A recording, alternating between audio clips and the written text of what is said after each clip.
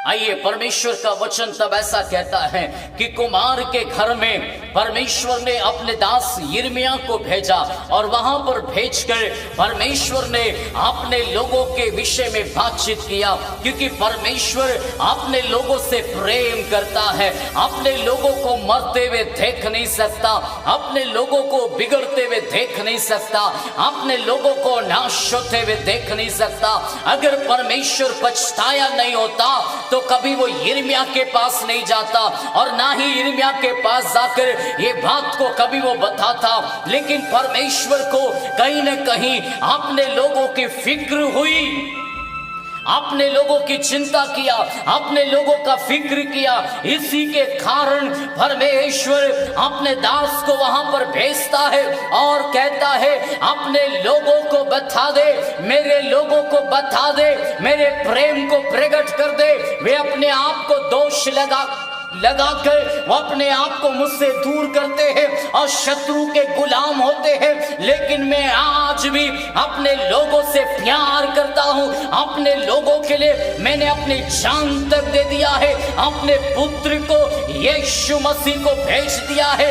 मेरे बहन, मेरे भाई, यदि आप बीमार हैं, यदि आप दुखी हैं, यदि आप कमजोर हैं, यदि आप कर्ज में हैं, यदि आप समस्याओं में हैं, तो चिंता मत करो। आपका जरूरत आपके जीवन में शत्रु परिस्थितियों में आपको नाश करना चाहता है, लेकिन आपका खुदा, आपका परमेश्वर आपको बचाना चाहता है, आपको जीवन देना चाहता है।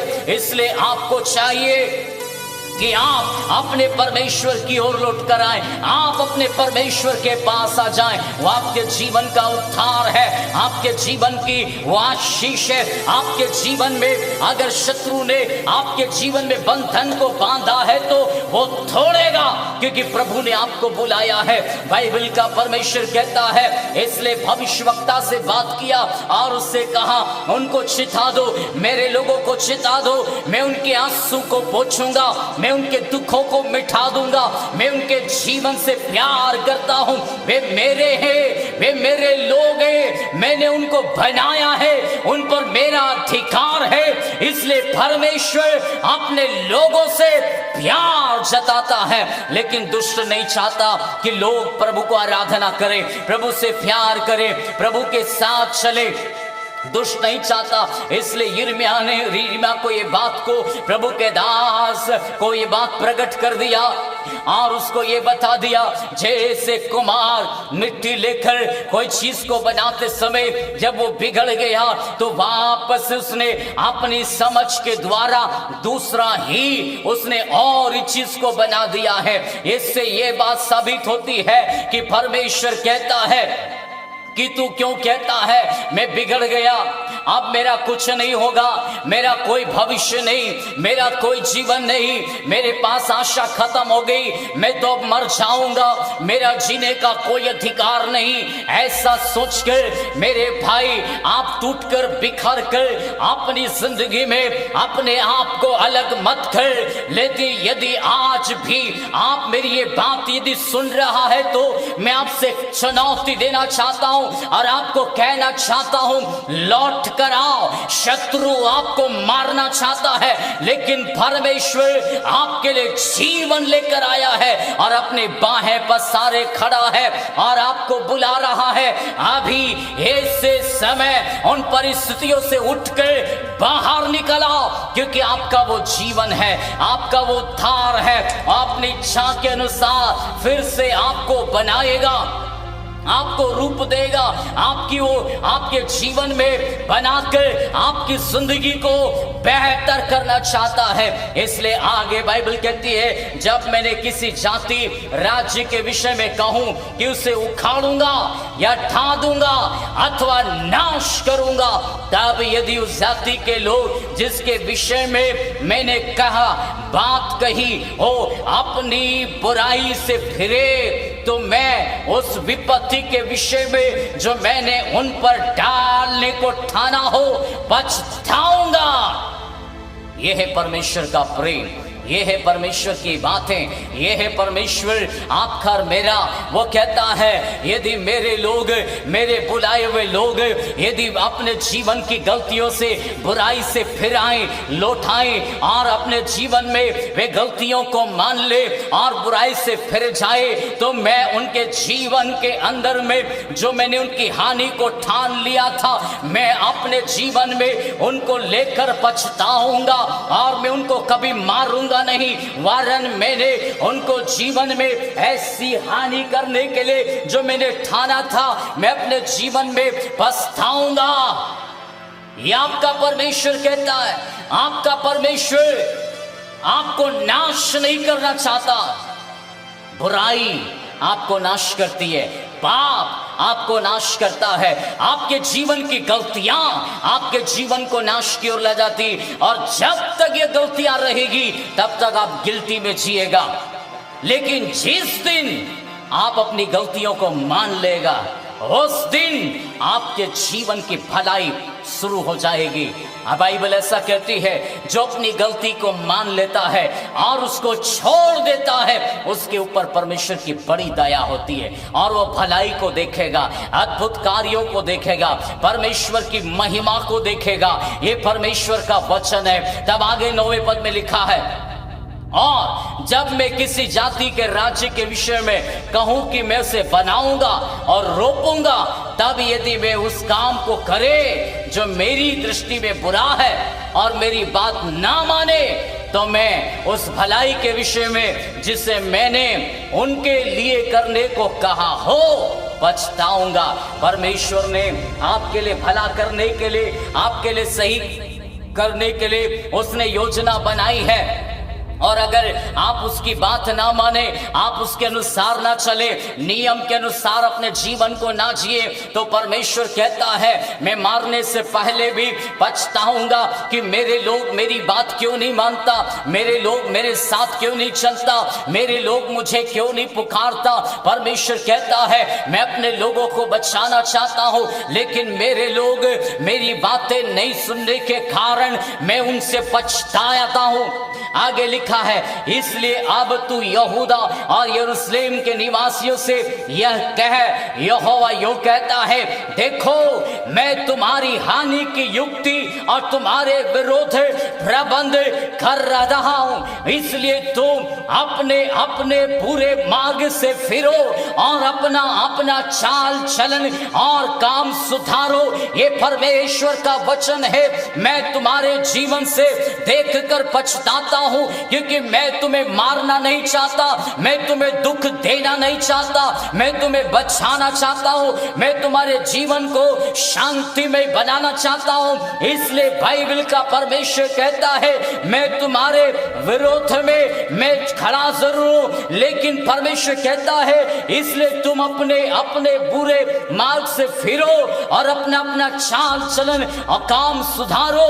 परंतु वे कहते हैं ऐसा नहीं होने का, हम तो अपनी ही कल्पनाओं के अनुसार चलेंगे और अपने ही बुरे मन के हट पर बने रहेंगे। ये लोगों का सवाल है। ये लोग ऐसा कहते हैं हम तो नहीं सुधरेंगे, हम तो मर जाएंगे, ये तो मेरा जीवन है, मेरा पैसा है, मैं दारू पीऊं, मैं गुटखा खाऊं, मैं जो भी करूं, मेरा जीवन है। तुम बोलने वाले कौन हो? तुम ऐसा कहने वाले कौन हो? ये तो मेरा जिंदगी है। मेरे भाई, आज यदि आपकी पत्नी आपको कहती है कि भाई सुधर जा, तो इसलिए कहती है क्योंकि उसको आपकी चिंता है, वो आपकी फिक्र करती है। उसने अपना माँ बाप का घर आपके लिए छोड़ा है, उसको कहीं न कहीं चिंता है, अगर ये मर गया मेरा क्या होगा, मेरे बच्चों का क्या होगा। ऐसा सोचकर वो आपसे आपको चिंता करके वो आपके लिए केयरिंग है। अगर वो आपको रोकती टोकती है तो उससे बुरा मानने की जरूरत नहीं,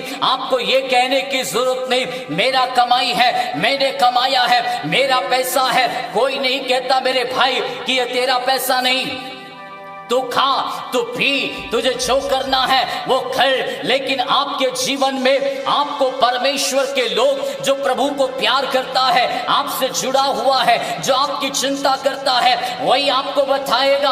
अन्यथा ज्यादातर लोग आपको पीने के लिए, आपको गलत करने के लिए विवश करेगा।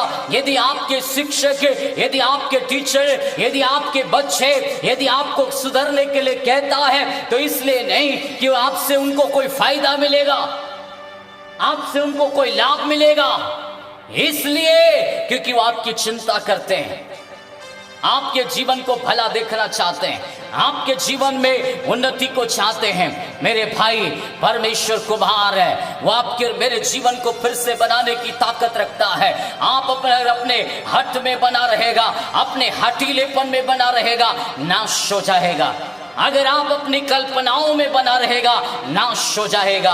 अपने जीवन को बदलकर प्रभु के पास आने में आपकी भलाई है। आगे लिखा है, इस कारण प्रभु यहोवा यो कहता है, अन्य जातियों से पूछो कि ऐसी बातें क्या कभी किसी के सुनने में आई? इस्राएल की कुमारी ने जो काम किया है उसके सुनने से रोम रोम खड़े हो जाते हैं। परमेश्वर अन्य जातियां लोग अगर गलत करे तो कभी उनको सिखाने वाला, कभी उनको समझाने वाला, कभी उनको ऐसी वचन की शिक्षाएं, कभी उनको ऐसे प्रेम की बातें, कभी उनके परमेश्वर से उनको सीखने को नहीं मिलता। लेकिन आपका मेरा परमेश्वर कितना भला है। और एक वो बातें जब परमेश्वर के लोग परमेश्वर को जानने के कारण यदि वो गलती करते हैं, यदि वो बुराई करते हैं, यदि वो गलत कामों में पड़ते हैं, व्यभिचार में पड़ते हैं, तो परमेश्वर कहता है सुनने से ये रोम रोम खड़े हो जाते हैं। ऐसा परमेश्वर पछताता है। क्या लाबालोन का हिम जो चट्टान पर से मैदान में बहता है बंद हो सकता है? क्या वो ठंडा जल जो दूर से बहता है कभी सूख सकता है? ये प्रश्न है। परंतु मेरी प्रजा मुझे भूल गई। वे निकम्मी वस्तुओं के लिए धूप जलाते, उन्होंने अपने प्राचीन काल के मार्गों में ठोकर खाई, पाखंडियों और बेहद और मार्गों में भटक गए।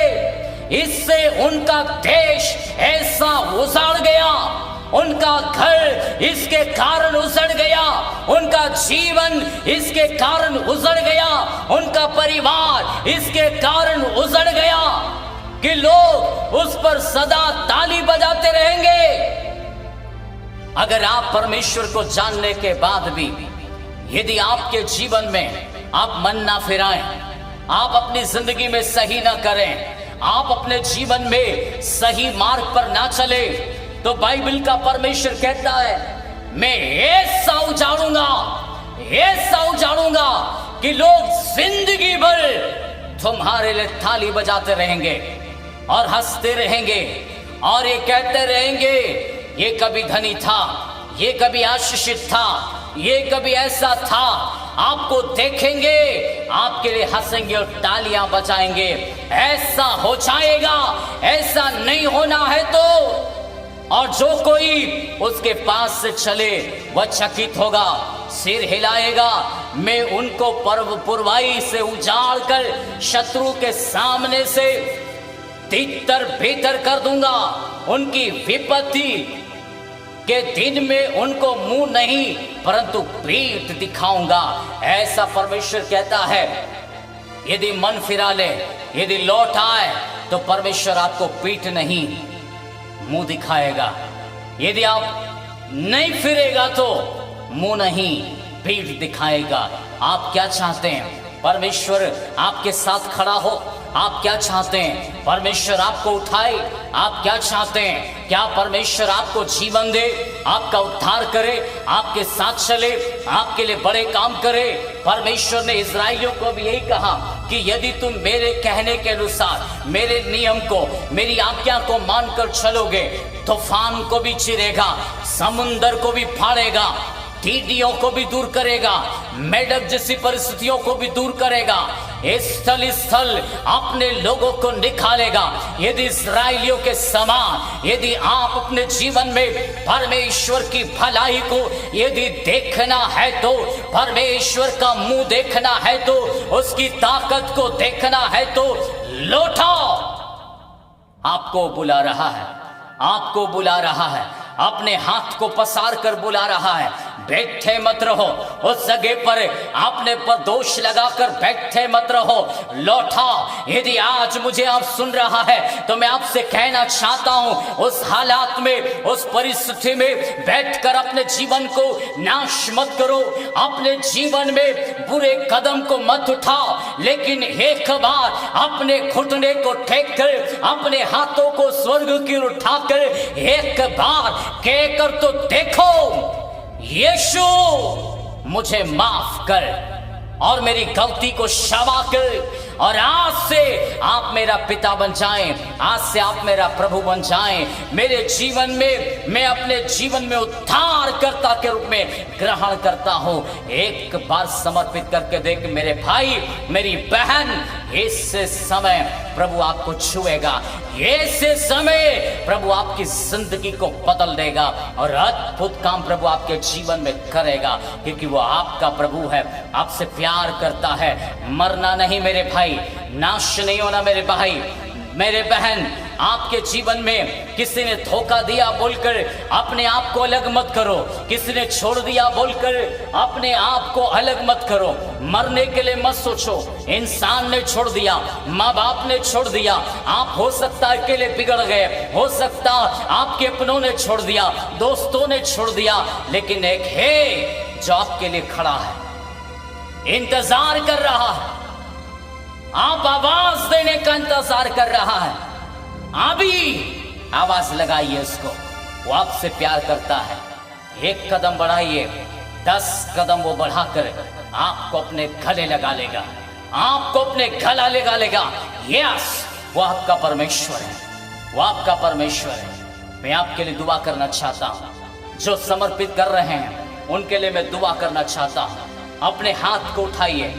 जीसस, हे परमेश्वर, जो लोग आज आपको समर्पित कर रहा अपना जीवन, मैं उनके लिए प्रार्थना करता हूं, इस समय उनके जीवन में उन पर दोष लगाने वाली आत्मा, उनको कमजोर निर्बल करने वाली आत्मा, उनके जीवन को आत्महत्या करने के लिए लेकर जाने वाली आत्मा, मैं तुझे आज्ञा देता हूं, यीशु के नाम में निकला। और प्रभु की शांति, चंगाई, छुटकारा, आशीष, प्रेम उतरने पाए। और इस समय प्रभु इन्हें अपने गले लगा लीजिए और आपकी तसल्ली, आपकी शांति इन्हें मिलने पाए। यीशु के नाम में ब्लेस हो जाओ, ब्लेस हो जाओ, ब्लेस हो जाओ। महिमा प्रभु यीशु मसीह को। आमेन, आमेन।